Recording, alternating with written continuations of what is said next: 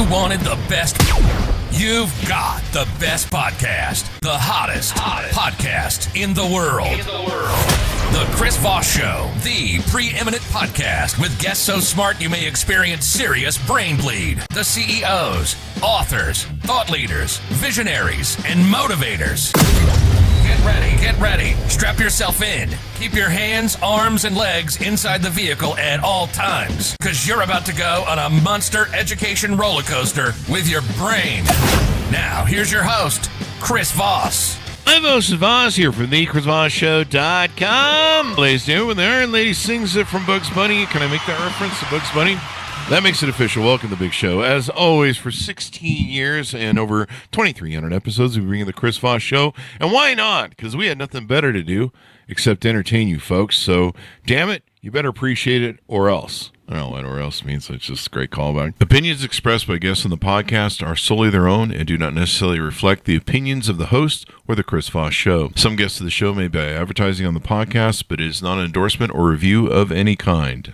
Anyway, we have an amazing young lady on the show. We're going to be talking to her about her insights, her multi-books that she does, the shows that she makes for the television and the movies, I believe. And we'll get into all of her stuff. But in the meantime, we have to guilt and shame you to refer you to the show to your family, friends, and relatives. Go to goodreads.com/Chris Voss, LinkedIn.com/Chris Voss, one on the TikTokity, and Chris Voss, Facebook.com. Today we have an amazing young lady on the show. We're going to be talking about her newest book. Nicole Conn joins us on the show. Her latest book is called Descending Thirds, and is going to be out wherever fine books are sold. So you can check them out there. And we're going to be getting to some of the insights of her experience and what she does well. If I can just find her bio here, we'll be good to go. There it is. Nicole Conn. Too many tabs on the podcast. Nicole Conn has been pioneering filmmaking for 35 years. She's known for her cult classic, Claire of the Moon, soon to have its 35th year re-release, following its 10th and 20th year re-releases. Among her best-selling features, Elena Undone, A Perfect Ending, Little Man, and More Beautiful for Having Been Broken has achieved worldwide industry recognition with her lesbian-themed films, and is perhaps best known writer-director of women's films in the world. Notably, Elena Undone holds the record for the longest kiss in cinematic history. I'd like to try and break that record, but I haven't started my OnlyFans. Another pioneering effort, she created Coming Out for Love, the first ever LGBTQ dating competition show. It's kind of like a version of The Bachelor, only, I don't know, with less annoying people on it, maybe? I don't know. I'm much less annoying. Throwing rocks at The Bachelor. In her earlier career, she was published by Simon Schuster, Angel Wings, Passions, Shadow, She Walks with Beauty, and novelizations like Elena Undone and Claire of the Moon. It took her 25 years, but finally in 2025, Descending Thirds will be published March 15th and is deeply personal, like her films that will also release Blue Love Dance, a cine romance, and behind-the-scenes look at the making of her single favorite sequence of her career. Welcome to the show. How are you, ma'am? I'm doing awesome, Chris. Thank you so much for having me. Thanks for coming, Nicole. We certainly appreciate it. Give us your .coms. Where do you want people to find out more about you on the interwebs? You can find out everything about me and all my product at NicoleConnFilmsGlobal.com. I know that's a mouthful. NicoleConnFilmsGlobal.com and ComingOutForLove.com. That's where the show is. Writer, director, editor, and mother. How do you do it all? Lots of caffeine? I've been extremely driven. I used to do a lot of caffeine, yes. I am so in love with what I do, Chris, that it's very easy for me to just keep pumping things out. As long as people are watching and supporting, I'll keep making the movies, the books, you name it. So tell us about this latest offering that you have coming out, Descending Thirds. So yes, I started Descending Thirds 25 years ago. And when I first had it out as a script and a book, it was like completely this insane moment, like Hollywood moment. All the agencies wanted it, ICM, CAA, William Morris. I signed with number 2 at William Morris, who said I'd get 7 figures for this book. And ultimately, he couldn't sell it. And I essentially veered into filmmaking for the next, 20 plus years. And then I decided to do another couple of drafts. I had been revising it over the 25 years and found a manager who loved it. And finally found a little boutique house, a Story Merchant Books, that's publishing it March 15th. Oh, wow. Well, that's awesome.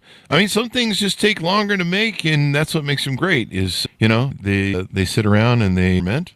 They ferment or ferment. They gestate. Yeah. I tend to ferment more than foment in my old age, but foment. I have discovered that projects only happen when they're ready. It doesn't matter what you do, And it's one of those things that I learned, about 20 years ago, because I would want to do something and then something else would happen. So I just sort of let the world fate show me where I was supposed to be. That's how I describe my first 10 marriages. So I don't know what it's a call. You got me beat there. God, I don't know what to tell us. You finally got this book out. Can you give us a tease out, a little synopsis maybe of it? It's a super personable book for me because my mother was a classical pianist before she decided to have the three of us girls. She remarried and had two more boys in the meantime. But when the story goes, when she had me, she came home and my father had bought her a piano and she threw me in the crib, never to be seen again until I was screaming for food. And so I think from that point forward, it was sort of part of my DNA that I fell in love with classical music.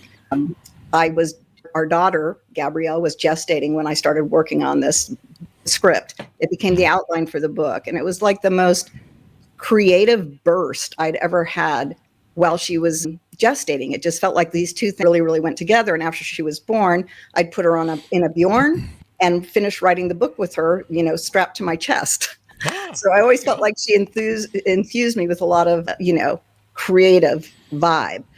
And then my son was born 18 months later, and he was a micro preemie and the subject of Little Man, the documentary that I made about his first 5 years of life, which were pretty hospital ridden. But he also loves classical music. And that's the one way in which we communicate with each other because he's sort of nonverbal. He's 23 now. And classical music and classical piano in specific are his loves. Mm-hmm. So now we're 25 years later. My mother has aggressive Parkinson's, severely aggressive Parkinson's. And she still sits at the piano every single day, playing her heart out, whether she can hit the notes or not, whether she can feel her fingertips or not. She told me the other day, I don't know what's happening. The black keys are 2 inches above the white keys. And so it's just sort of this heartbreaking, but also like she's valiant in the fact that she keeps going for it. Yeah. So I'm very happy that in the audiobook where I'm putting all the pieces of music that you hear will be played in the background. Mm-hmm. There are 4 pieces that she had recorded that I'm going to be able to use in the book. Oh, that's wonderful. I'm very, very happy that I can showcase my mother's, because today it's heartbreaking to watch her, but it's also on some level, like I said, very valiant the way she approaches. I'm glad she does that. I mean, I think that helps keep the brain as sharp as it possibly can. And there's some people that sometimes they go into a different state when they play music. And, they found that, I remember watching, I think he had Alzheimer's, Tony Bennett fade away. And it was really sad. And it came to a point that he didn't know where he was half the time, but if they put a mic in his hand and played some piano, muscle memory. Muscle memory. He would go right back to being Tony Bennett. It was amazing. I let you know. So the book takes place in the classical music world, and it's a triangular love story. It's a sort of sweeping, epic, romantic book, but it's also thematically about what we do in our lives, whether you're an artist, which is, art versus commerce, packaging versus talent.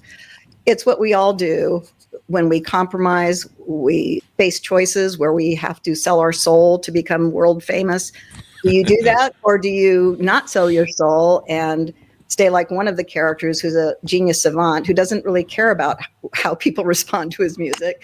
It's just he writes the most beautiful music in the world because he is such a genius. You mean there was an option not to sell my soul? Yes, there was. For this podcast. Damn it. Forgot to check that box. $5 is what I got. Yes, you did. $5. $5, eh? But I am a cheap soul. Was it worth it, Chris? Oh, my dates have told me I'm a cheap soul, so I think that's where that goes. The other joke I want to claw back to is, let's see, you mentioned that you and your family communicate using classical music. So like if someone ever says anything bad, do you say to them, hey, do you want to take that Bach? Get it? Bach. Yes. Or was it something I played? Was it something I played? Boy, we just turned the show a whole different way, didn't we? So tell us about your films, your TV work. Is the one show that you have Coming Out for Love, dating show, is that on TV, film? How does that work? It's streamed through comingoutforlove.com, or you can get it also through NicoleConnFilmsGlobal.com. But I'm really super proud of this show because when my daughter was 5, 6, 7, we started watching The Bachelorette together. And after 3 or 4 years, and she loved picking her horse and betting on that horse, and that person was going to win. That's what she was in it for. And after a few years, she said, Mommy, why aren't there 2 women? Why aren't there 2 women dating? And so at that point, I was like, oh, I've got to do this show. And it took me 15 years to get it off the ground because everything in the industry, as you know, takes forever. But I'm proud of it because we have 16 incredible, diverse, multi-talented contestants. We have 19 guest judges who are the same. Our key master is Amber Whittington, who has a big, huge following from Amber's Closet on YouTube. And our host is the amazing Jessica Clark, who's like our Padma Lakshmi and Kat Deely all rolled into one. She's just brilliant in her role as host. And it's 16 one-hour episodes, and you get to see who she picks at the end. It's like The Bachelor.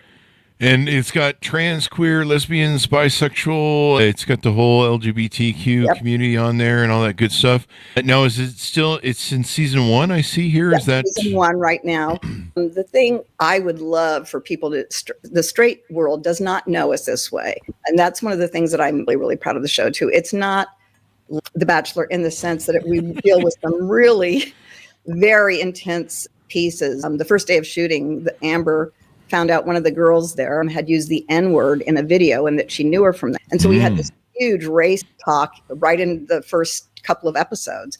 Wow. And we had an alcoholism storyline. I mean, it's really a lot of depth to it as well. The Bachelor drove me to drink. This show's so annoying. Anyway, I'm just kidding. I love The Bachelor because it's just so silly and romantic. Yeah, that's, I mean. I think I just don't buy into all the drama. I'm not. Well, now it's just becoming insane. I mean, the first 5, 6, 7 years, I think it was pretty fascinating. Yeah, it was kind of interesting. It's really, everybody's talk about selling one's soul. It's everybody's avenue to a bigger sort of industry role. Some of the dudes they have on there, I think, are definitely not supposed to be on a hetero show. I'll just say that. Maybe they should be on your show. But then when they had like the really old guy on. Remember that? Yeah, I didn't see that. My mother watched it, though, and she loved it. So I don't know why I'm throwing shade at 57 at old guys, but I suppose that's the self-effacing part of this joke. But yeah, I remember the old guy was on, and I'm like, what the fuck? Why do I have people? Anyway, I was just like, I don't know. I'm not into this whole thing. And then the cat fighting and stuff, I just don't get into. But, hey, man, everyone's got their shows they like, right? I like Landman. Other people like The Bachelor. People like your show. But it's all good. So, yeah, I think you guys recorded The Longest Kiss was on this show. Is that? Oh, no, that's in Elena Undone. Okay. It was, I was trying to figure out how do you convey that first kiss you have with somebody that you're madly, madly in love with, and you just sort of fall into it and you lose consciousness practically. And it just is this forever time. And I thought that's a hell of a kiss. Yeah. Elena Undone is completely based on my relationship with my ex-wife partner, Marina Rice Bader. I didn't even have to write half the dialogue. Pretty much the film is our story. Oh. And the first time we kissed, it lasted about 8 hours. So I wanted to present it in a film. Yeah. Wow. Now, is it 8 hours in the movie or? No, it's 3 minutes and 29 seconds. It just. I think at film time, that's 8 hours. It is. There's a montage. It's that long. You have to really work on making that work and satisfy it. But people love it. And plus, you have to really like the other person, too. So that helps. Yeah. Helps if you do. My espresso machine, my expensive espresso machine, showed up the other day. I gave it a very long kiss. That might have been some sort of inner. That's probably a record breakers. I'm not sure. Just with your coffee machine. I know there's an LGBTQ series, but maybe we need to add a C to the end for coffee or something, because I'm in love with coffee and I kiss it I kiss it every morning as I drink. I kiss my espresso every morning, but that's it. Yeah. I can't drink it later in the day anymore. Oh, really? Yeah. I hope I never burn out, but I got an iron belly of steel. I hope I never get sick of espresso, but there's still time. Yeah, I couldn't handle it after a while in the afternoons and evenings. Yeah. I give my dog kisses on the forehead too. She hates it because she's a husky and she judges a lot, but that's a different show. She just looks at me like, just give me treats, dummy. Leave me alone. Don't touch me. Just give me treats. But they're cute. Let's get into what else have we missed that we want to plug out for you and talk about. Clear of the Moon is having its 35th year anniversary re-release. We're actually up-resing. So the first film I did, I shot on 35 millimeter, and we cut it on a flatbed. It's like back in the day. And now, my films are all on one drive sort of thing. So it's just it's an amazing transformation that the film industry has gone through. So we're up-resing and recoloring and restoring the film for its re-release. Yeah, I'm very happy about it. It was the first film I did. I'm autodidactic, so I learned on the set. Wow. Pam Curry, who was my producer, she was there for me every step of the way. I've been blessed with people helping me, people funding me. Super blessed all my life. Clear of the Moon is probably not my best film because it was my first film, but it is still, I get letters from college girls who watch it, and I'm like, really, out of my films, that's your favorite? Because it's old and clunky, but it's a gift that keeps on giving. We said it had a 10th anniversary, a 20th anniversary, and now it's 35th. And I'm really happy about the place it's held in sort of the history of our film. It's funny how some of our work that we think is going to be great, sometimes, I don't want to say flops, but, and other people think it's great. There's probably like some fans of the Chris Voss Show that believe like the first 1,000 episodes were like, up into Metallica Black album, and then Metallica Black, we like sold out after the next 1,000 episodes. And they're probably like, we like the original Chris Voss, the first 1,000 episodes. And I'm like, those episodes sucked. Like, I even think the ones last year suck. But, we try and get better all the time. So that's it's kind of like what we were talking about before. Projects don't happen until they happen. And the way they're received is its own universe. Why? How? Who knows? Yeah. You never know what people are going to like. I'll see YouTube videos that take off for us, and I'll be like, seriously? That one? And like, that's going to be the one that you're going to go? I made a UPS rant video, U.S. Postal Service rant video off of a conflict I had with a delivery contractor. And that video is still up, just hammering it today. Oh, wow. It's never, got comments like every day, people yelling at the Postal Service. Yeah, and how does that happen? There's a sneak preview of A Perfect Ending that's got 118 million views. Yeah, and it's like it just keeps going. I guess they get into algorithms and sort of, explode on there and from that whole algorithmic method. It's funny. It's just funny what people tune into and what they like. You hear there a lot of in music. There's a lot of that too, where I'm kind of dating myself here, but the Black Sabbath album, the song Iron Man, which is one of the breakthrough hits that they had that made them successful, they thought it was it was like a filler part for the album, and they just throw that stupid thing on there and it'll be fine. I think the Stairway to Heaven might have been close to the same. God. Yeah, and you're just like, who could have missed that one? What else do we want to plug and promote while we have you on the show? I'd love to plug my last film that I did, More Beautiful for Having Been Broken. It's also very personal. It's based on my relationship with my son, who's very special needs. And we cast, my number one thing was I was casting an actor who actually had a disability, a real disability. And I was able to cast Kel Farron, who suffers from Fanconi anemia. And he is the best little actor. You couldn't even dream of somebody better than him to represent my son. It was just super awesome. And my daughter, who had been a theater brat, all of her junior high and high school, had her first role in the film as well. Oh. And I'm so proud of her that she's in the film. And it has my favorite sequence that I was talking about, because every time I do a love scene, I try to do something different. I'm known for my love scenes and casting leads with super chemistry. And so what I did was intercut it with a dance. I happened to cast Kayla Radomski, who was on the So You Think You Can Dance show, and was one of the finalists in 2008. And so she choreographed the dance sequence. But I intercut that with the love scene and also with this gorgeous sunset that we stole on one of our days off with a huge drone and a huge jibway camera. The Blue Love Dance, the making of A Sin of Romance, is the making of that sequence because it took me a year to cut it the right way. I wasn't sure how it would go. I had 18 different producers that went through the film because we couldn't get the funding right away. And everybody said, "Are you kidding? You're going to do these dance sequences? You're out of your mind." And they are the absolute favorite thing people walk away from watching the film, both dance sequences. I'm very, very proud of that. So that's what Blue Love Dance, A Sin of Romance is about. It will be out later this year through Nicole Conn Films Global as well. It sounds like it's got some good cinematography to it as well. Those phenomenal cinematography. Plus, isn't it amazing what you can do with drones now and stuff? It's crazy. Oh my gosh. Yes. And those cameras that you guys use for filming, that's not I have to have 2 reds on every one of my shoots. I won't do it with anything. Yeah. I have to have that. That's my thing.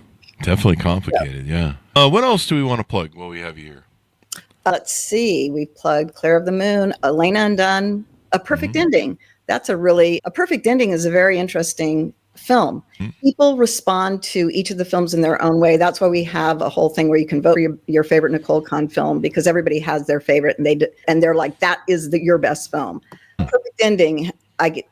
There was a gentleman in the UK, 77 years old, a projectionist, emailed me and said, after all the years I've been in the same theater for 50 years, and your film is my absolute favorite film I've ever seen. So for somebody who's seen all the films for 50 years that have been projected, for him to say it just blew my mind. So we stayed in contact. He used to send my kids gifts and stuff along those lines. He was just a really lovely man. Wow. But the biggest Perfect Ending story is a woman contacted me. Her name is Joanne Millar. And she contacted me and told me she saw A Perfect Ending and she watched it like every day. She had been in a 40-year marriage with a fairly abusive man, and she was a lesbian and she knew it, but because of the church they went to, she knew she would, go to hell because she was sinning. Oh, geez. We stayed in contact for about a year and a half. Her husband ended up dying from a heart attack and left her a bunch of money, and she funded the entire show of Coming Out for Love. And she came to the set around all those lesbians. And once she left the set, she went home to Canada and she came out to everybody. Wow. So that's the power of film, at its extreme. And I always say film can go so healing in so many different ways. Plugging Little Man now, my documentary that was very award-winning. Showtime picked it up, ran an Emmy campaign on it. I traveled the country doing speaking engagements and stuff, talking about what it was like to go through a birth of a child who's 100 days early, and not only 100 days early, but is what's called intrauterine growth restricted because they were not getting any nutrition from the surrogate who was carrying my son. Oh, wow. And, so he was born, and there was only 2 hospitals in the country that would survive and under 500 grammar. One was Cedars-Sinai, and one in New York. We happened to be Cedars-Sinai, and that is the only reason my son exists today. Outside of the fact that, the first 5 years, as I said before, we in the PICU and the NICU. I mean, it was just nonstop hospital visits. Wow. But he'll be 23 the day my book is being published. And he is the most gentle, sweetest, lovable human being on the planet. That's awesome. That's awesome. My sister was born premature, not 100 days. That's way early. But, she was born a little premature and had issues in childhood, and her baby, she was in the primary children's, the hospital ward where they have all the preemie babies. And I spent a lot of time around the preemie babies and in that hospital ward. I forget what the ward's called. It's the NICU, the neonatal. Yeah, and it was hard to go through when I think I was like 12 or 13 at the time, and to see just these babies that were pincushions, basically. Yeah, it's insane. And it was, and they're just suffering because they're just like, hey, it's cold, and what the hell is going on? That's the thing that I, I'm posing to the viewer every step along the way. I'm saving my son's life. But should I be? Should I be doing this? Look at what he's going through. It's like, when you're stuck in there, first of all, you don't expect to go in 100 days early to have your next child. And so you completely are in shock, and you're not aware of really what's going on until you've been there for a while, And it's very, very challenging. And the other piece is I ended up connecting with another preemie mom, and we ended up doing a preemie handbook because there's an entire lexicon of language and acronyms that you can't possibly understand unless you have, a nursing degree of some sort there. Yeah. So we wrote a preemie handbook, how to survive the insanity of the NICU. And we had a lot of terms for the mothers, but we called also the Bermuda Triangle, the place where the doctors, the nurses, and the parents meet. Because mothers are used to being the hands-on person for your child. Not so in a NICU. You can't touch your child unless they tell you can touch your child. You can't hold your child unless they can figure out a way to, put everything on you, which is in the first time I held my son was probably 8 weeks after I was there. Oh, really? And, wow. yeah, they had to put all the, because he's on a ventilator. So it's a big, transition to move them to you. Yeah, but we were able to shoot all of that stuff because we happened to be born before the HIPAA privacy laws were enacted. So Little Man has footage you will never see again. And that's one of the reasons it remains out there. Yeah. It's good to make people aware of that experience. It changed me. And sometimes I think about it. It left an indelible print, I think, in my life. I remember one of the things we had to do was we had to scrub really hard. We had to do the scrubbing where you couldn't bring germs into that unit because those babies were. And they get a virus. They all get the virus. It doesn't matter how careful the nurses are. They all get it. It just doesn't matter. And so it's it's very critical for people to scrub when they come in from the outside. Yeah. Those babies, they don't have their defenses up yet. They haven't survived all the stupid bugs we have in the world. No. I'm still trying to survive the stupid political bugs we have in the world, but that's another story. Oh my God. Don't. The politics jokes. Oh my God. Can I just say one thing? Sure, I used to watch 3 hours of political news shows. I haven't watched 1 second since the election. Yeah. I think a lot of people that saw some of the first administration stuff, it's 2025 people, those of you watching from the ruins 10 years from now on YouTube. It's 2025. I think most people in the first administration were up in arms. This time that we're not blowing our hearts out over so much about it, but it is important to yell and scream and use your voice. As we always say on the show, we're all stewards of this democracy, so it's up to us to keep it, especially when people are declaring themselves king. Yeah. Moving on, so give us a final pitch out on your projects you want people to check out, the latest book, the TV, film, the latest book is Descending Thirds. It will be available on Amazon. It's available as a Kindle right now, but it'll be available March 15th, and it is my opus, as it were. Everybody who's read my work thinks this is the best thing I've ever done, and I kind of agree. The story is really a really wonderful story. It's got 2 sort of jaw-dropping twists, reveals that you don't see coming, which I'm a big fan of the reveal anyway, and I've used it a couple of times in my films. But yeah, so there's Descending Thirds, and if you go to NicoleConnFilmsGlobal.com, you can see all the films that I've done. You can vote on your favorite film if you'd like. We have that ability. You can vote on your favorite contestant from Coming Out for Love as well. Oh, there you go. Yeah, it's a lot of wonderful, what I call adult storytelling. That's one of the sort of other earmarks of my features, is that they're not rom-com. They're real romances. Even though I think romance has gotten a bad rap, the word's gotten a bad rap. It's romance is a good thing. It's a great thing. Yeah, we need more romance in this world, I think. Maybe we need to all love each other much under the references we're making about politics. Love each other more. So give us your .coms as we go out. Okay, NicoleConnFilmsGlobal.com and ComingOutForLove.com and DescendingThirds.com. Come check it out and enjoy. Thank you very much for coming to the show. We really appreciate it. Thank you so much, Chris. I had a blast. Thank you. And thanks for tuning in. Fun show. I will recommend it to everybody. Thank you very much, Nicole. We really appreciate it. And we try and do a lot of infotainment with laughter, fun, education, make the world smarter or dumber. Yep. One of the two, but hopefully they'll laugh at it. Anyway, thank you very much, Nicole, for coming to the show. Thanks for tuning in. Go to goodreads.com/Chris Voss, LinkedIn.com/Chris Voss, Chris Voss1 on the TikTok, and all those crazy places on the internet. Be good to each other. Stay safe. We'll see you next time.